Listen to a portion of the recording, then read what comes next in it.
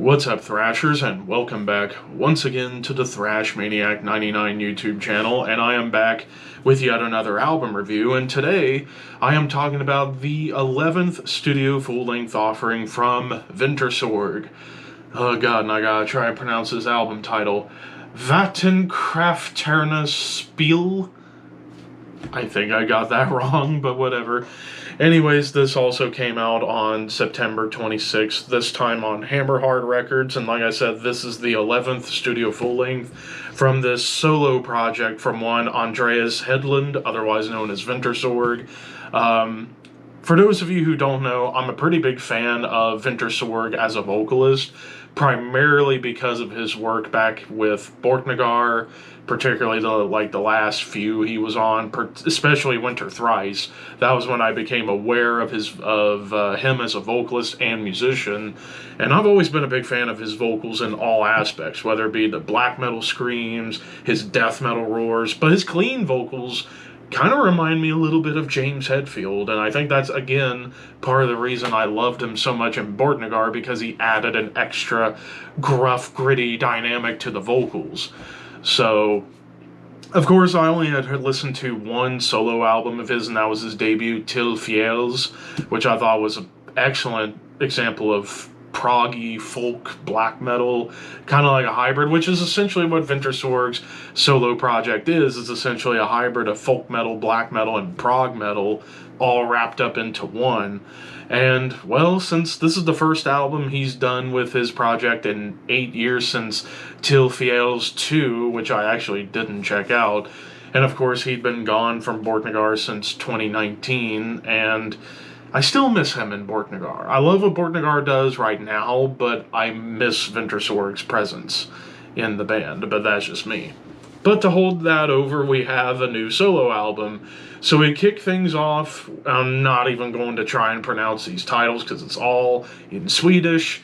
So I'm just going to say track 1 through 9. It's 9 songs. So track 1 starts off right away with like black metal, tremolo, and blasts with like clean vocal wailing going on. And then it turns into this like big epic gallop, which big epic gallops come up a lot on this album, whether it be in like a classic metal sense, or you get this like big double time moment that kind of remind me of Borknagar, or even like an epic bolt thrower double time gallop. And again, like Vintersorg's vocals across the board flip here and there. I would say this is about 85% clean vocals and 15% his like scream vocals and like roars, his death metal roars on occasion. But what I really like about this opener is just how dynamic it is. Even going into like piano parts, there's some female vocals that duet with Vintersorg, and even some pretty acoustic play. And actually this and track 5 were the only tracks on the album where there was a solo, a lead. So there's that for you. But then we get into track 2, where it gets into like immediately a big tremolo melody, and it's triumphant. It doesn't sound evil. Not often on this album do you get moments where it sounds more sinister and evil. It sounds more bombastic, epic, and triumphant. Borders on power metal at times, I would even argue, but with track 2, I also love how the tremolos get harmonized here and there, and for the most part the song sticks in like a triplet rhythm. There's even some triplet chug to kind of give it a little tiny bit of a death metal vibe. But I gotta say, like, this track, and pretty much across the board, gigantic chorus hooks. Like, the choruses on this album are just so big, I just couldn't help but just get drawn into it, almost like a moth to a flame. I was just drawn into the choruses and the hooks on this album.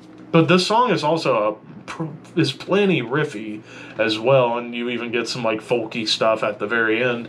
Track 3, immediately into a big double time gallop, and it's kind of a rocker. Like some of the riffs that show up, a little bit on the rockin' side, I must admit. And then you even get some like cool tribal drums. There's some groove getting introduced. This is really where I thought the power metal aspect was starting to come through just a little bit. And I love how the strings build up the tension and the mood before you get like an atonal riff, which atonal guitars kind of few and far between, but they do add another spice to the recipe that it's going for.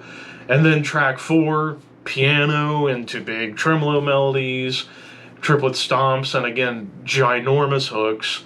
Track 5, I actually love how track 5 starts with like organs and keyboards and horns coming together before it gets into another moment that reminded me of the last Bortnagar album, Double Time Gallop with a huge tremolo melody, even some chants going on and some violin to kind of add a little bit more of like a somber feel to the song. And then track 6 starts off with acoustics before it just unleashes into tremolo and blast beat territory, but you still get plenty of solid riff writing and groove and folky melodies. Track 7 is a driving rhythmic bastard, like strings and melodic riffs on top of like a driving rhythm, and it does kind of rock a little bit again before you get back to blast beats and tremolos. Track 8 mostly is triplet riffs, and this was the longest track of the album at almost 8 minutes. Triplet rhythms and riffs and melodies, of course, great chants, but the groove is quite infectious on here, and this is another song that incorporates more tribal drums, and probably one of the more somber sounding songs on the entire album. And then the closer, track 9, perfectly amalgamates everything about this album. Tremolo, blast, there's even like a brief riff progression that feels closer to classic heavy metal. Grooves, double time gallops, even a clean melody, which there's not a whole lot of clean guitar play on this album, which kind of surprised me. And then it ends on a more folky note. Production-wise is pretty big, and the mix is strong, like you do hear the bass in the mix. Nothing's overpowering anything. I actually really like the mix, the production quality itself. Really, the only things I have to complain about would be I wish there could have been more leads on the album, and there are a couple times where songs do kind of run into each other. But the biggest gripe I had was the ending of track 8, which I'll just try and pronounce, Skyrock. Kind of drags the song down a little bit. Like, it's the longest track. I feel like they could have just cut a minute off of the ending, and I think it would have made the album stronger. And it also does run a little long in the tooth. This is almost an hour long, this whole album. Maybe they could have trimmed the fat on a couple of parts on some of these songs, and I think it would have made this album even stronger than it already is. But overall, I'm going to give this 4 out of 5. I thought this was an awesome album. And man, I couldn't believe how much I miss Vintersorg's vocals, but he still sounds fantastic, and he's doing a lot of great guitar work on this album too. People forget he's also an awesome guitarist. So if you're a fan of, I would say, Bortnagar, Tyr, Primordial, Moon Sorrow, Enslaved, like those bands, check Vintersorg out. But of course, those are just my opinions. What did you guys think? Let me know in the comments below, and don't forget to like, comment, share, subscribe, all that fun stuff. But until next time, thank you for watching, keep your horns high, and your dreams wet.